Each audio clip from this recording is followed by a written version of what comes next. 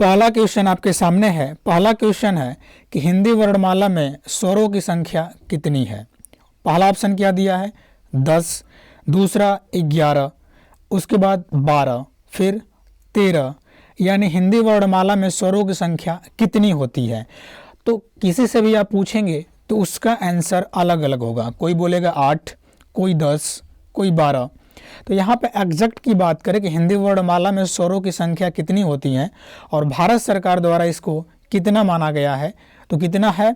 तो आप अगर इसका आंसर जानते हैं तो इस कमेंट बॉक्स में अवश्य कमेंट करिएगा। चलिए तो आगे बढ़ते हैं। तो आप सभी को जय हिंद। अगर आप एसएससी जीडी की तैयारी कर रहे हैं तो उसमें 20 क्वेश्चन लगभग हिंदी का पूछा जाता है। ठीक है, 20 क्वेश्चन हिंदी से होता है और उसी को ध्यान में रखते हुए इस कंप्लीट वीडियो को डिज़ाइन किया गया है। तो अगर आपकी तैयारी बढ़िया है, अच्छा है, तो इस कंप्लीट क्वेश्चन का आंसर दीजिएगा। और दूसरी बात, अगर आप चैनल पे नए हो तो चैनल को सब्सक्राइब करिएगा। आगे चलते हैं। पहला क्वेश्चन आपके सामने होगा, लिखा कि हिंदी वर्णमाला में स्वरों की कुल संख्या है। ओके, इसका डिटेल हम वीडियो बना चुके हैं, सिर्फ आंसर बताते हुए हम चलेंगे। ठीक है, तो हिंदी वर्णमाला में स्वरों की संख्या कितनी है। तो हिंदी वर्णमाला में स्वरों की संख्या 11 होता है। ओके, यानी इसमें री को भी गिना जाता है, ध्यान रखिएगा। बाकी अ से लेके औ तक तो होता ही है, बाकी इसमें री को भी गिना जाता है। कुल मिलाकर कितना होता है, तो 11 होता है। हिंदी वर्णमाला में स्वर की संख्या कितनी होती है, 11 होती है। आगे बढ़ा जाए। अगला क्वेश्चन होगा, हिंदी वर्णमाला में स्वरों की कुल संख्या बताइए। आपको बताया जा चुका है कितना होता है, तो आप बोलेंगे 11 होता है। आगे बढ़ते हैं अगले क्वेश्चन पे। अगला, हिंदी में ध्वनियाँ कितनी प्रकार की होती हैं। अब ध्वनियाँ कहने का मतलब क्या है कि हिंदी वर्णमाला में ध्वनि कितनी प्रकार की हो सकती है। जैसे हम अगर बोल रहे हैं तो इस बोलने में 2 प्रकार की हो सकती है। कौन, तो स्वर और व्यंजन। हिंदी वर्णमाला में ध्वनियों की संख्या 2 होता है। कौन कौन, स्वर और व्यंजन। ऑप्शन नंबर बी हमारा राइट होगा। हिंदी वर्णमाला में कितनी प्रकार की ध्वनियाँ होती हैं, 2 प्रकार की। आगे बढ़ा जाएगा। अगला क्वेश्चन आपके सामने होगा, युधिष्ठिर सबसे बड़े पांडव थे। यहाँ पे अगर बात करें तो वर्तनी छांटने के लिए बोला है। वर्तनी मतलब इस चारों ऑप्शन में से कौन सा वर्तनी यानी स्पेलिंग सही है। पहला युधिष्ठिर, दूसरा दिया है युधिष्ठिर, तीसरा दिया है युधिष्ठिर और डी दिया है युधिष्ठिर। तो इसका जो राइट आंसर होगा वो होगा युधिष्ठिर। क्या बोलेंगे, युधिष्ठिर। ओके, तो ऑप्शन नंबर डी हमारा राइट होगा। ऑप्शन नंबर डी राइट होगा, युधिष्ठिर। आगे चलते हैं अगले क्वेश्चन पे। फिर बोला है कि शुद्ध वर्तनी का चयन कीजिए। कौन सा इसमें से वर्तनी सही है। ऑप्शन ए बर्तन, बी बर्तन, सी वर्तन, डी बर्तन।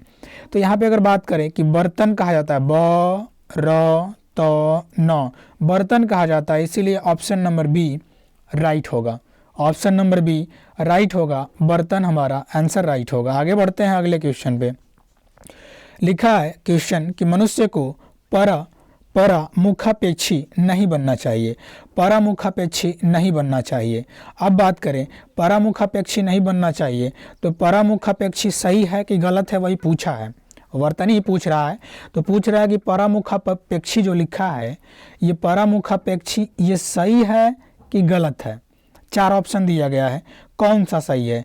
परामुखापेक्षी, पारामुखापेक्षी, पारमुखापेक्षी, पारामुखापेक्षी, अगला दिया है परमुखापेक्षी।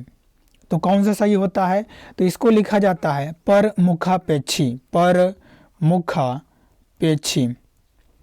ठीक है, इसका जो आंसर होगा परमुखापेक्षी होगा। तो कौन सा होगा, ऑप्शन नंबर डी राइट होगा। आगे बढ़ते हैं अगले क्वेश्चन पे। निम्न में से द्वित्व व्यंजन है।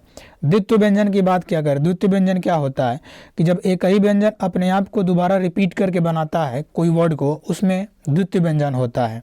मतलब जैसे पटना पहला दिया है, बी वाराणसी, सी दिल्ली, डी गुजरात।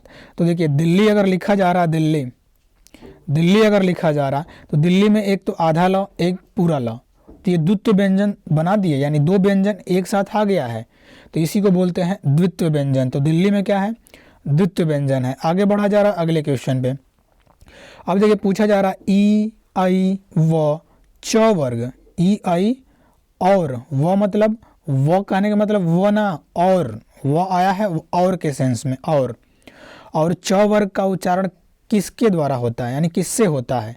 तो किससे होता है, तो देखिए ई हो चाहे अई हो चाहे च वर्ग में च छ ज झ इ हो, च छ ज झ अय, ओके, ये सभी होते हैं तालु से, ये इनका सभी का उच्चारण होता है तालु से। ठीक है, सभी का उच्चारण किससे होगा, तालु से। आगे बढ़ते हैं अगले क्वेश्चन पे। अगला क्वेश्चन होगा निम्न में से अंतस्थ व्यंजन है। अंतस्थ व्यंजन पूछा है कि निम्न में से अंतस्थ व्यंजन कौन सा है। पहला दिया है य, फिर र, फिर व और इनमें से सभी। अगर आंसर की बात करें, आंसर कौन सा होगा। अंतस्थ व्यंजन क्या होता है, अंतस्थ व्यंजन वह व्यंजन होता है जो स्वर और व्यंजन स्वर और व्यंजन के बीच स्थित होता है। मतलब क्या हुआ, स्वर और व्यंजन के बीच स्थित का मतलब क्या है, जिनका उच्चारण न तो स्वर में होगा न तो व्यंजन में होगा, इनके बीचों बीच उच्चारण इनका होता है किसका, अंतस्थ व्यंजन का। तो कौन कौन है, तो अंतस्थ व्यंजन की बात करें य, फिर अगला कौन सा है र, फिर ल, फिर व, चार होते हैं य र ल व। तो पहला ऑप्शन में तो यह दिया ही है, होगा ही, र होगा ही, व होगा ही, इसीलिए राइट आंसर कौन सा होगा, इनमें से सभी, इनमें से सभी होगा। आगे बढ़ते हैं अगले क्वेश्चन पे। अगला क्वेश्चन क्या बोला है देखिएगा, निम्न में से घोष वर्ण कौन सा है। घोष और अघोष होता है, यानी घोष की बात करें सभी जो स्वर होते हैं वो क्या होते हैं, तो आप बोलेंगे सभी स्वर घोष होते हैं यानी सघोष होते हैं। इसको सघोष भी कहा जाता है या घोष भी कहा जाता है। ठीक, सघोष होते हैं।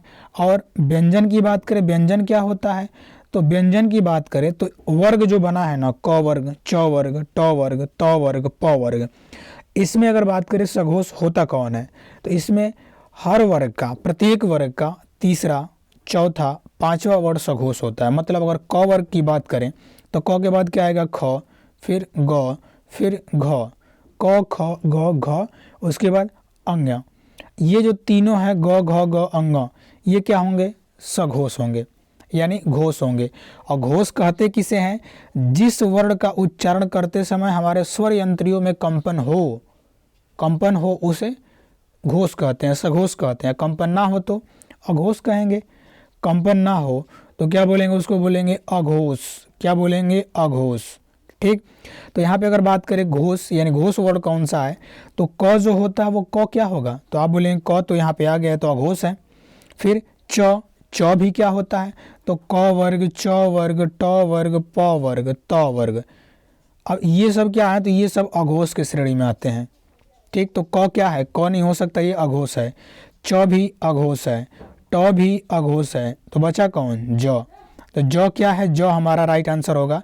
ज ही क्या होगा, ज होगा हमारा, ज सघोष होगा। ठीक है, तो ये कंप्लीट हम लोग का ये क्वेश्चन था। आशा करते हैं कि सभी क्वेश्चन का आंसर आप दिए होंगे। ओके, और नहीं दिए होंगे तो तैयारी करिए। मिलते हैं नेक्स्ट वीडियो में, तब तक के लिए जय हिंद, वंदे मातरम, भारत माता की जय।